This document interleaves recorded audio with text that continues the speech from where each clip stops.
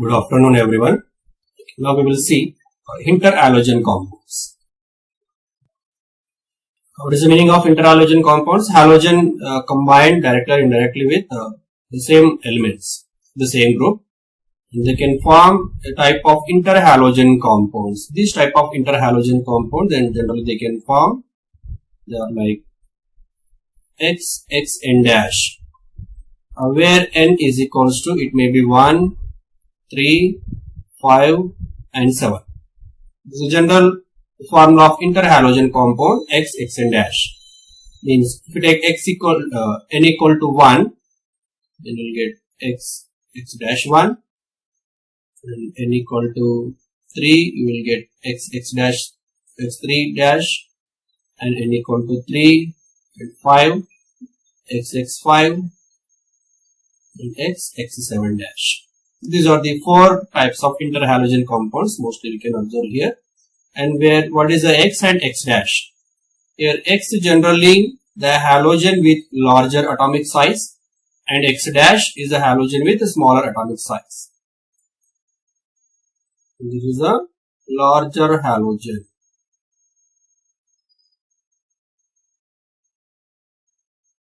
X dash means generally it should be smaller halogen.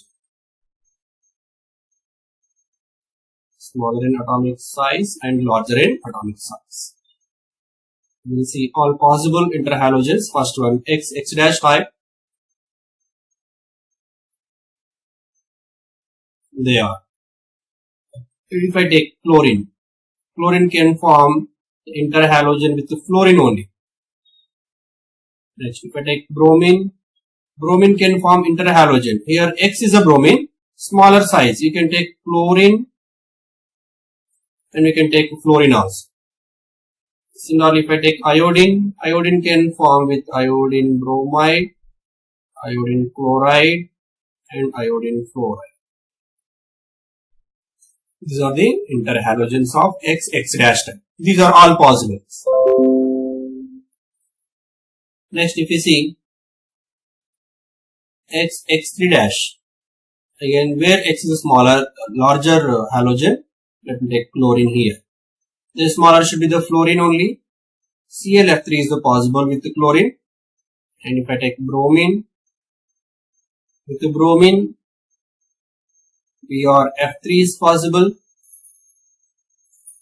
And with iodine, IF3 is possible and ICl3 is possible. And with bromine, IBrCl3 and with iodine, IBr3, they are very rarely exist, not that much stable. And these are the existent forms. Here ICl3, iodine trichloride, mainly exists in the dimer form. It exists in dimer form.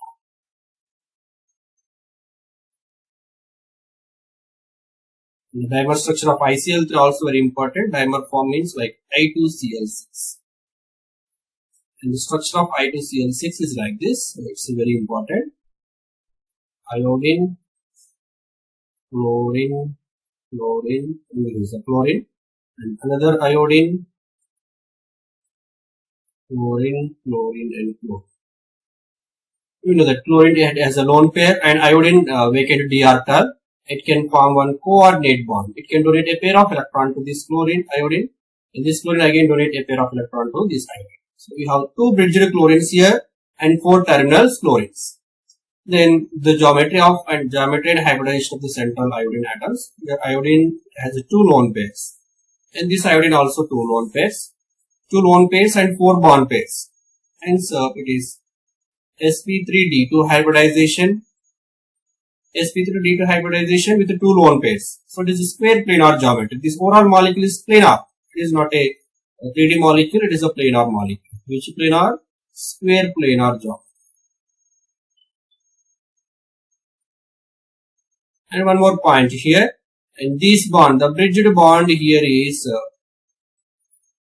3-centered 4-electron bond. In case of diborane, we have the bridged bond, boron, hydrogen, boron, but that is 3-centered 2-electron bond. But this is 3-centered 4-electron bond. because this bond carries 2 electrons and this bond also, it is a coordinate bond. Again 2 electrons, 4 electrons are there. Very, very important. So these few points you should remember about the dimer of I2CL6. Next we will come back to the other type of interhalogens. X5 dash, here mostly chlorine can form the ClF5, bromine can form BrF5, BrCl5 again not possible, iodine can form IF5. Again IBr5 is not possible due to the larger size. Iodine cannot accommodate 5 bromines around it, that is why this is only the possible. In case of X7 dash, the most possible compound is IF7. This is a stable. The iodine with bromine or bromine BrF7, that is not possible. Bromine cannot accommodate to 7 fluorines around it. These are various interhalogen compounds. Now we'll see their preparations. We can prepare the direct treatment of halogens.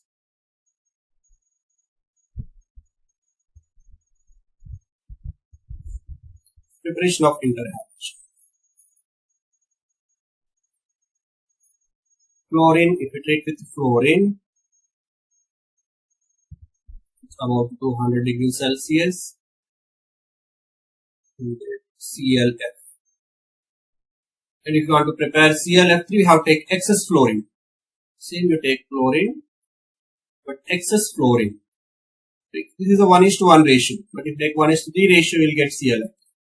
At a temperature of 300 degrees Celsius, you can form ClF. Similarly, some other compounds, iodine, if you treat with the chlorine, you will get ICl.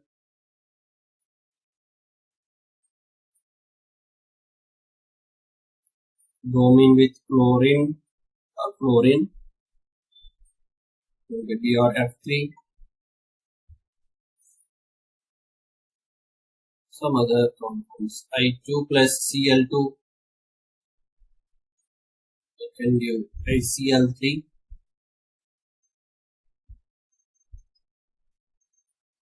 Br2 plus F2, you can give BrF5. So on. Like this we can prepare the interhalogen compounds, the direct combination of the halogens. Next, their properties.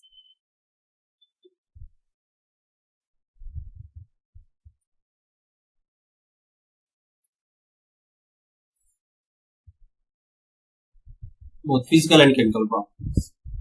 So here all interhalogen compounds are covalent in nature and they are diamagnetic substances.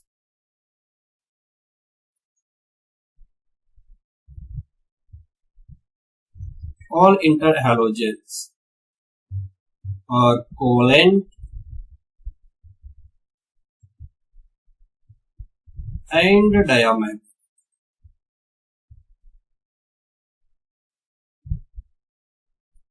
Covalent and diamagnetic. In that, the physical state of these interhalogen compounds, if you see, in that few are exist in the gaseous state, few are in liquid state, and few are in solid state. Interhalogens which exist in the gaseous state, gases. These are the ones. ClF, BrF, ClF3, IF7. These are the gases. You can see liquids.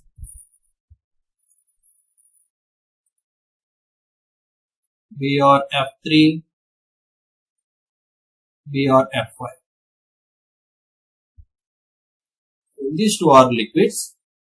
And some are solids of interhalogens.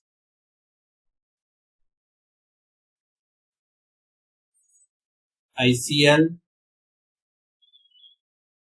IBr, IF3 and ICl. So these exist in solid state. This is the chemical reactivity of these interhalogen. Generally, interhalogen compounds are more reactive in nature than the regular halogen compounds. But exception with the fluorine. Fluorine is highly reactive in nature, even if you compare with interhalogens. That is why fluorine we can call superhalogen. So more reactive in nature. Reactivity.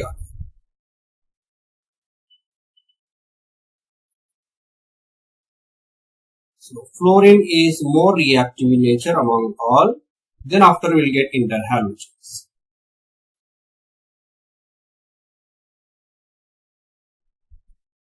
Then halogens. Remaining halogen, chlorine, bromine, iodine. Here all interhalogens. Why interhalogens are more reactive than halogen means the same reason like fluorine. The weak X-X' bond. Here X-X' bond is weaker if you compare with X-X bond. The bond dissociation energy is very less in case of X-X. And fluorine anyhow we know that due to interelectronic repulsions, the bond energy of fluorine is much less. So this is a reactivity order, and here fluorine, this is why we can call this is superhalogen.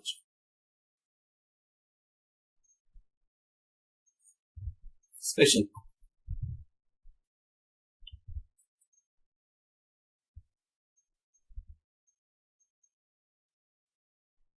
Few of the reactivity orders of some of the compounds which are studied by observing various chemical reactions. This is a reactivity order. The reactivity order of various interhalogens.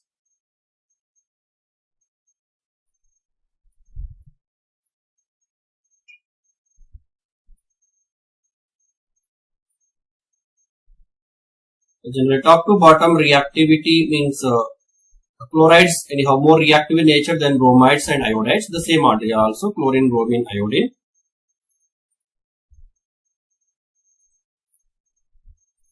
But interhalogen with high fluoride is more reactive in nature than means a high oxidation state. It is more reactive in nature than the lower oxidation state. Like this.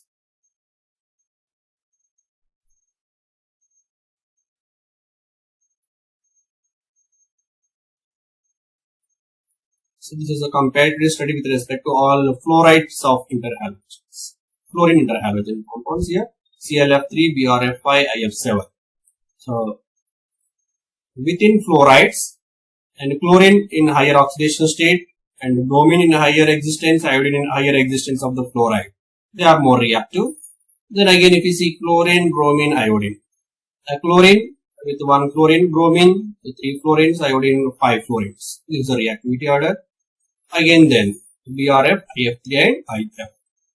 So iodine with 1 fluorine plus 1 oxidation state is least reactive in nature, more stable, and iodine with the plus 7 oxidation state is more reactive in nature. This is a reactivity order of some interhalogens. One more important chemical reactivity of interhalogens here, hydrolysis reactions. So this is very important. Hydrolysis.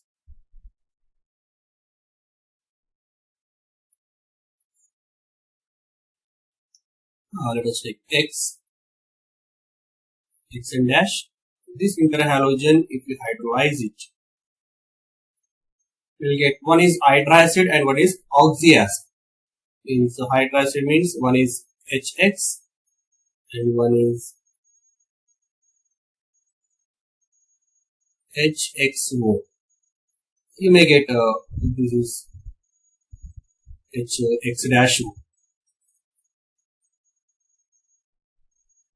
This is dash and written towards side here.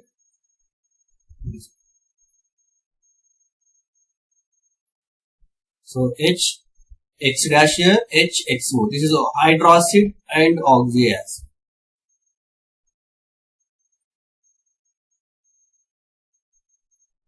So oxyacids, we may get various oxyacids here. It may be HXO type or HXO2 type or HXO3 type or HXO4 type. That depends on the interhalogen. There is a X dash here. It means X dash means the N value. Here N equal to 1, you will get HXO. If N equal to 2, you will get this one. If N equal to 3, this one. N equal to 4, like that. This here, not 1, 2, 3. This you'll get when N equal to 1, and this you'll get when N equal to 3, and this you'll get N equal to 5. We have 4 times N equal to 7. This is common. X dash is a common. Let us see a few examples here. Let me take a basic example of ICL. If I hydrolyze it, see here hydroxide, which is a hydroxide X dash. This is the smaller halogen. Generally, it can form hydroxide, and the larger halogen can form oxyacid. Here, which is a smaller halogen, chlorine is a smaller halogen, so it can form hydroxide HCl, and this iodine can form oxyacid. Which type of oxyacid here? N equal to 1. So you should get HIO or HOI. Hypohalous acid. We take like this another example, ClF3. We hydrolyze it. And in this case, fluorine is a smaller halogen. Smaller halogen can give the hydroxide. Hydroxide with small halogen. Oxyacid with large halogen. This is HF. And this one. Here you will get HClO2. Or else we can explain like this another manner also. If you see ICl, why the smaller halogen can form only hydroxide and why only the larger will form the oxyacid? It is due to the electronegative difference. If you see this larger halogen, it takes the positive charge cation, but smaller they are having the negative charge. One is a positive, one is a negative, and water also it can give H plus and OH minus. So this negative part will take the positive H plus and the positive part will take this OH minus. So that is why always X dash can give the hydroxides, and this OH part will attach to this halogen. That depends on the oxidation state, you will get it. If this halogen oxidation state is +1, we will get this HXO hypohalous acid. If this halogen, larger halogen oxidation state is +3, we will get this chlorous acid and this halous acid. If it is +5, halate. If it is a +7, perhalate. So the oxidation state of halogen will not change in oxyacids. For example, here iodine +1 oxidation state. So in this oxyacid also the oxidation state is same one. So the corresponding oxidation state oxyacid we will get it. Like this also you can easily identify. If it is ClF3, here our chlorine oxidation state is +3. So you should get oxyacid with +3 oxidation state, that is HClO2. Like this also you can easily identify what type of oxyacid we will get and what type of hydroxide we will get. One is electronegativity difference and other one is based on the oxidation state. You can see few more examples here. BrF5, take like this. If you hydrolyze it. Anyhow, fluorine more electronegative in nature, so it will take up H plus from water, it will form HF. And Br, this is a positive OH minus. So here bromine oxidation state +5, you will get corresponding oxyacid HBrOP.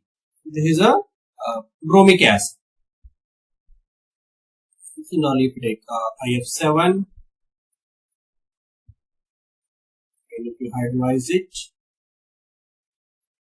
you will get HF plus iodine +7 oxidation state. We will get periodic acid. So these are the hydrolysis reactions. So very important. The basic formula, this we should remember. When N dash will undergo hydrolysis, what type of product we will get it? So always the smaller halogen will give the hydroxide and larger one will give the oxyacid due to the electronegativity difference. Oxyacid depends on the oxidation state of the cation. Next chemical property here, and these interhalogens can act as fluorinating agents also.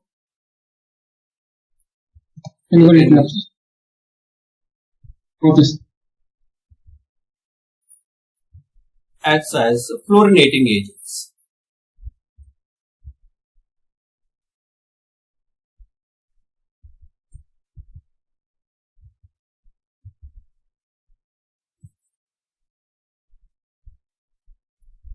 You can see few examples to support these fluorinating agent reactions. BrF5, if you treat with the silica, you will get silicon tetrafluoride. BrF3 plus O. So it will use fluorine to the silicon here, the fluorinating agent. Similarly, some other reactions.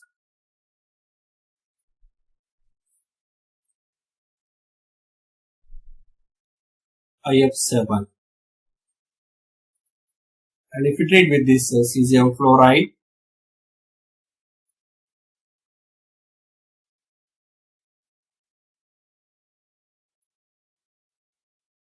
you get this one.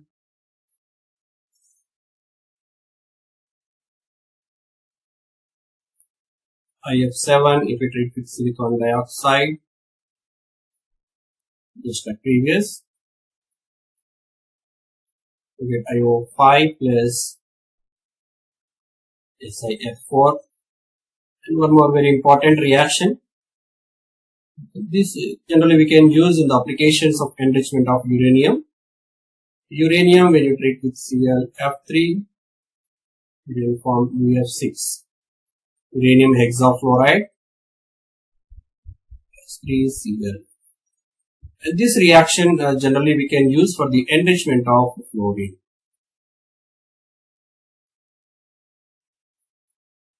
The enrichment of uranium-235. By using the diffusion process, here uranium generally it contains uranium-235 or uranium-238. The nuclear reactions, this uranium, if we treat with this ClF3, it will form both uranium-235 fluoride and uranium-238 fluoride. Now these two compounds we can separate based on their diffusing properties. So one is having more diffusing nature and one is having less diffusing nature. So we can enrich by using the applications of Graham's law. It's a very, very important application. Enrichment of uranium-235, we can use this interhalogen compound.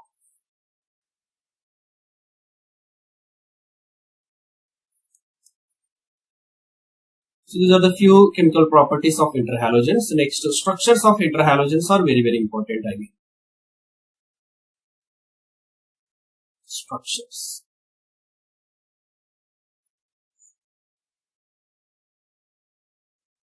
So we have H dash type in this particular case. Anyhow, larger halogen acts as a central atom. X is a central atom and X dash is a terminal. This X carries the 3 lone pairs. So hybridization central atom, hybridization sp3, and we get the geometry linear. Example you can take here. ClF structure. Fluorine is a central atom. And fluorine is a surrounding. Always more electropositive element can act as a central atom, more electronegative element can act as a terminal atom. And X3 dash type is very, very important. So this is very, very important in case of structure. X is a central atom. When a central atom undergo sp3d hybridization with 2 lone pairs. sp3d hybridization with 2 lone pairs means you will get a T-shape in general. This is sp3d hybridization and T-shape, or we can say bend to T-shape. T-shape, or sometimes it is called bend to T-shape. Both are correct only.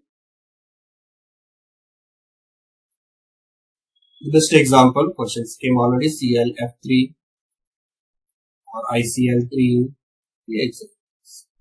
Anyway, let us take ClF3 structure here. Chlorine total 7 valence electrons. In that 7 valence electrons, 3 electrons can form directly bond with the fluorine, and 4 electrons will be present in the form of lone pair. So 2 lone pairs. So overall you will get bent T-shape.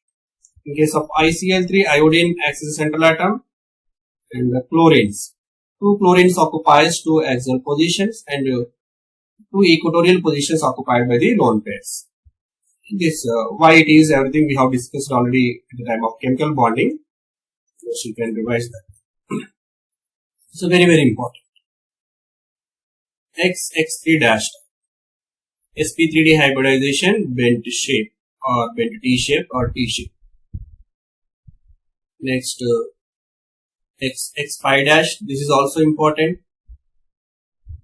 And here larger halogen acts as a central atom and 5 bonds. This X dash can be surrounded in the form of square pyramidal in geometry, and the central atom carries 1 lone pair. So overall structure will look like square pyramidal geometry.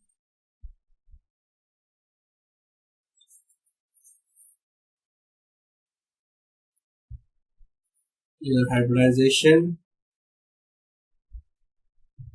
sp3d2. sp3d2 with 1 lone pair means square pyramid.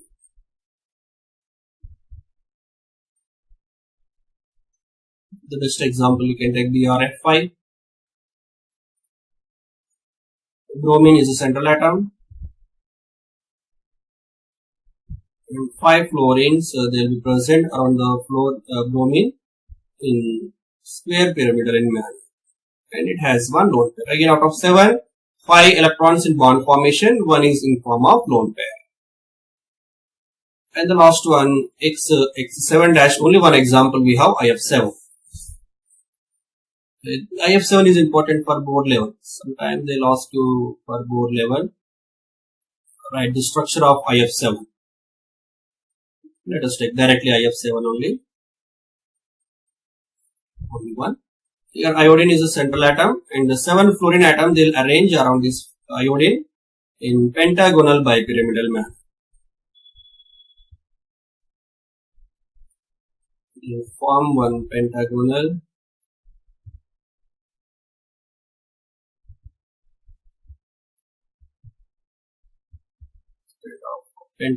structure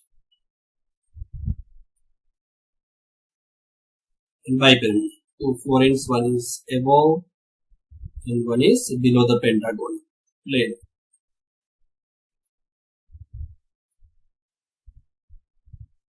Here the hybridization sp3d3, and the geometry is pentagonal bipyramidal.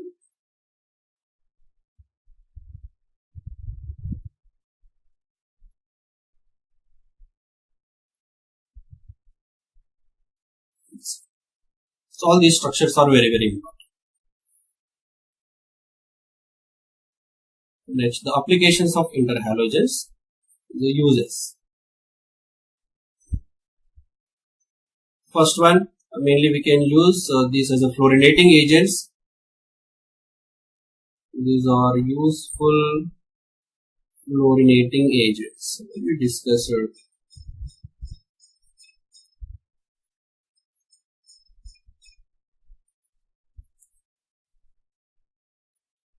One more very important, ClF3.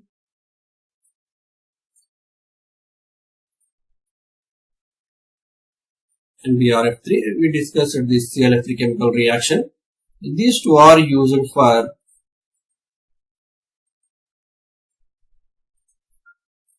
production of UF6.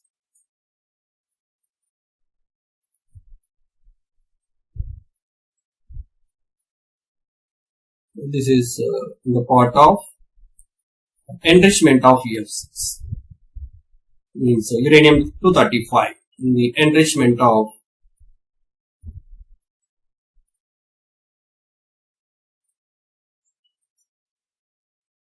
uranium-230. These two are very important applications, just you should keep in mind.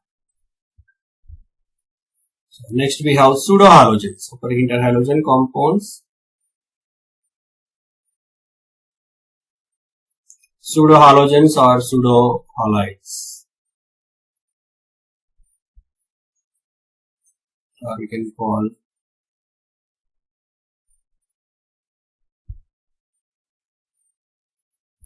halogens diatomic type. Halides means ions, like halogen and halides type. Pseudohalogens and pseudohalides. What are these? These some of the anions, they have the similar properties as like halogens. Those type of anions we can call pseudohalogens. Yes, some univalent anions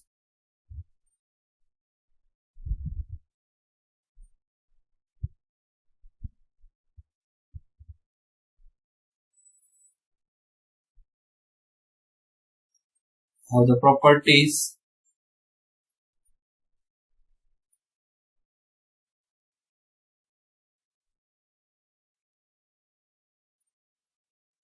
similar to those of halide ions.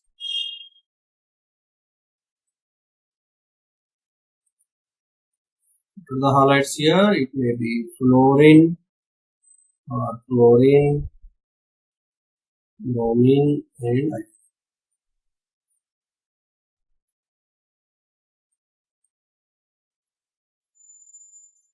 So that is why they are called pseudohalogens. What are they? These are them.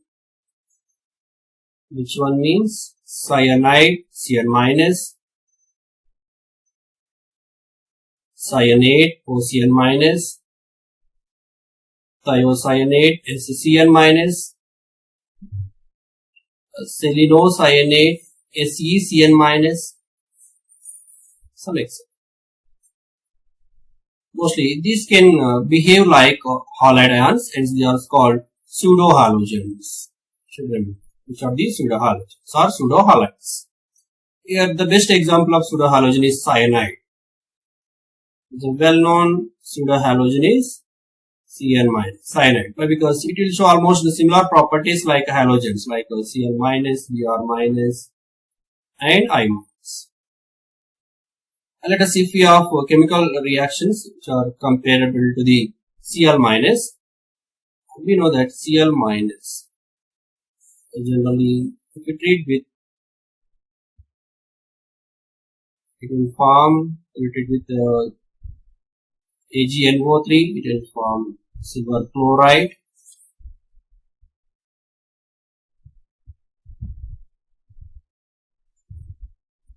And the silver chloride, we know that it is insoluble in water, but when you dissolve in ammonia solution, we will get soluble compounds.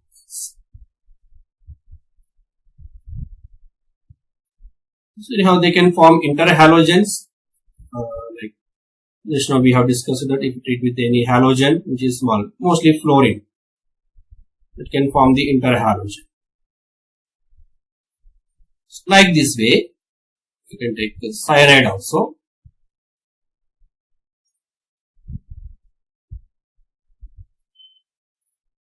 If you treat with silver nitrate,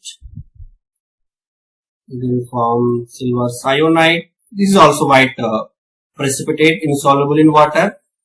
But this further, if you treat with ammonia or ammonia solution, it will form soluble compounds. And generally halides, they can form hydracids like HCl. This is also Cl minus. If you treat with H plus, we will get HCl, hydrogen cyanide acid. This is a weak acid. Similarly, they will form interhalogens. Here also the Cn minus, if you treat with the halogens, it can form interhalogen type compounds. ClCN or BrCN or ICN type. Like this, they can show some of the properties similar to the halogens, hence they are called interhalogens. Best example, cyanide minus. And these are also present in the diatomic state, like Cl minus will present as a Cl2. Here also Cn minus will be form the dimeric form. It will be present like Cn2. This is called cyanogen.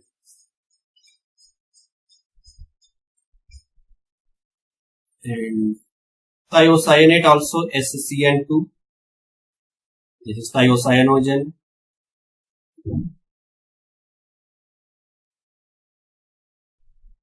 Similarly, selenium also in the form of dimer, SECN. This is selenocyanogen.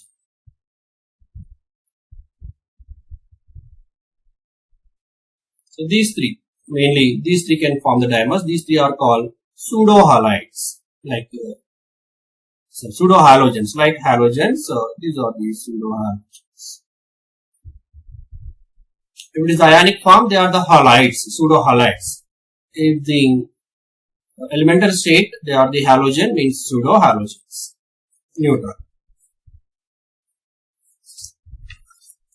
This is about the pseudo-halogen. Mainly you should remember which are pseudo-halogens. That's it. Cn minus, SCN minus, CCN minus, cyanate main.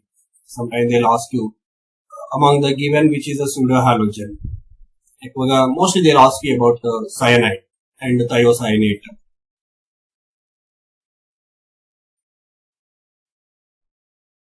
Next, polyhalides.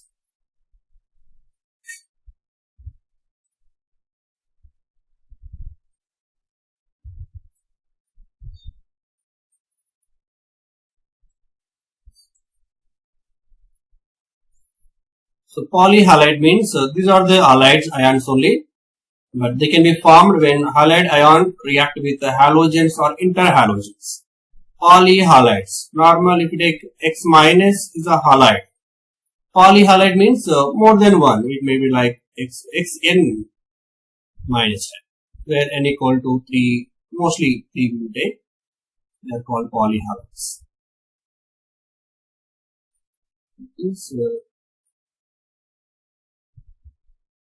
So halide ion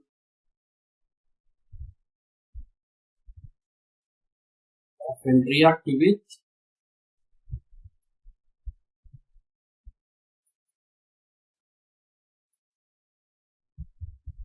molecule of halogen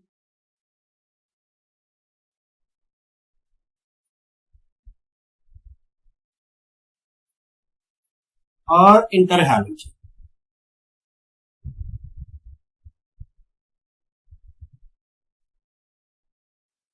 So they react with the molecule of halogen or interhalogen and they forms polyhalides.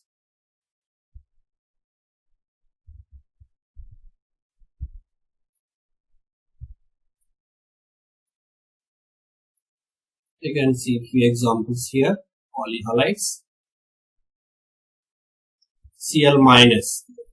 Chloride ion, if you treat with halogen chlorine, it can form Cl3 minus. And similarly, I minus, it combined with iodine, it can form I3 minus. Likewise, some the interhalogens also. ICl, if you treat with Cl minus, it can form ICl2 minus. ICl3, if you react with Cl minus, it can form IClO4 minus. And these are the interhalogens, Cl minus, I3 minus, ICl2 minus, IClO4 minus. These are the polyhalides. And here the stability of polyhalides. I3 minus is more stable than Br3 minus, then Cl3 minus. Why? Because iodine larger size it can accommodate, and chlorine smaller it cannot, and fluorine never forms. We don't have F3 minus. Why? Because no availability of d orbitals on fluorine. Fluorine there is no vacant d orbitals. That is why it never forms F3 minus. We don't have this. And this is the stability of. Again here the structures are important. Polyhalides structure. Especially let us take I3 minus ICl4 minus. These two examples we can see here. You can take ICl3, I3 minus, or ICl2 minus, or Cl3 minus. All are same only. Iodine is a central atom. It is attached with two more iodines. And the central iodine carries negative charge. Out of 7 electrons, 2 are in bond formation and 5 electrons and 1 negative charge. Total 6 electrons. And these 6 electrons can form 3 lone pairs. Now the hybridization is sp3d hybridization. sp3d hybridization with 3 lone pairs means it is a linear geometry. Again, this is very, very important. Similarly, ICl4 minus. Here, whether you take ICl2 minus, also same. In place of iodine, you can write 2 chlorines. Cl3 minus similar to I3 minus. ICl4 minus structure. Again, here iodine is a central atom, and 4 bonds can be formed like this. Out of 7, 4 can form bond formation. 3 electrons, 1 negative charge. Total again 4 electrons. Means it can become as 2 pairs. The structure, first hybridization, sp3d2 hybridization, 4 bonds and 2 lone pairs. 2 lone pairs means a square planar geometry. This is a planar molecule, this is a linear molecule. These are the structures of polyhalides. And the last part in the 17th group is the bleaching powder.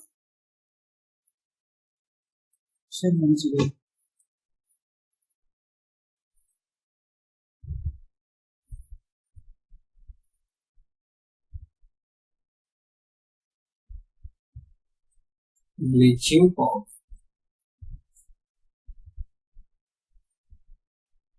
The formula is CaOCl.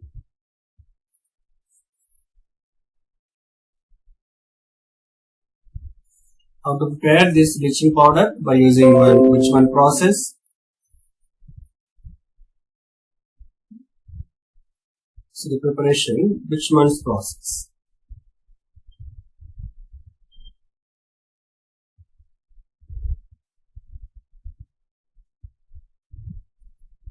What is this? Here, calcium hydroxide. If you treat with the chlorine, you will get this calcium oxychloride.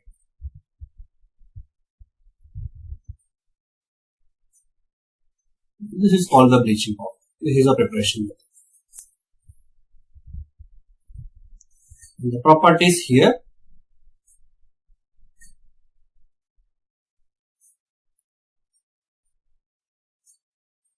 So bleaching powder is unstable in nature, and on long standing it is easily undergo decompose.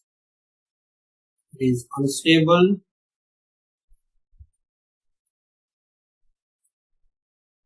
and on long standing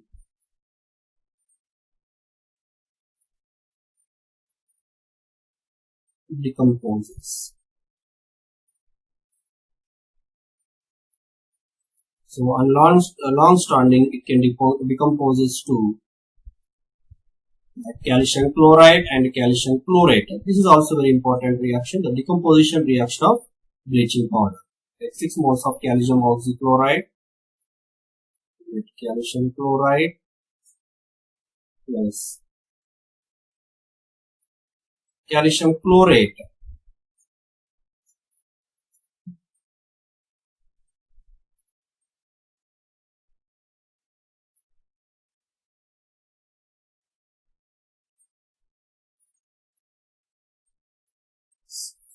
CaClO3, calcium chlorate and calcium chloride on decomposition.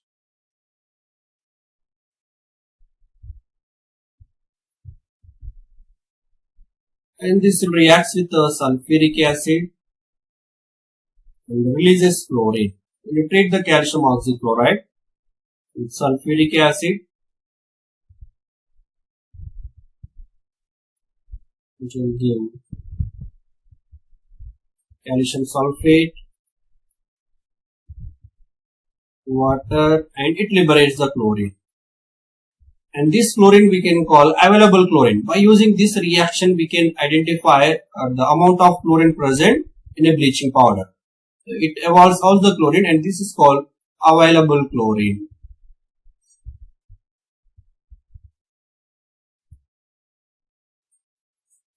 And this amount of chlorine present in the bleaching powder we can calculate by using the titrations, the law of equivalence. Simple stoichiometric calculations we can identify how much chlorine is present in a given bleaching powder.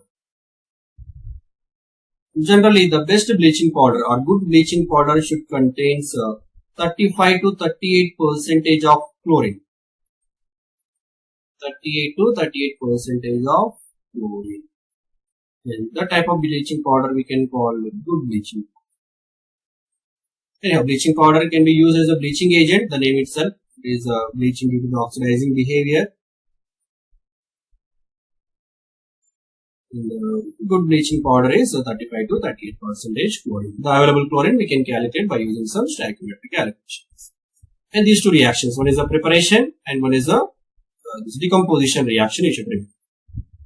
Structure of calcium oxychloride. This is the structure if you see here, CaCl and CaOCl. We know that here two different chlorines, they are having different oxidation state. Here the chlorine is -1 oxidation state, whereas this chlorine carries it +1 oxidation state. This is the structure of bleaching. So that's it. This is overall about 17th group. That is the halogen family.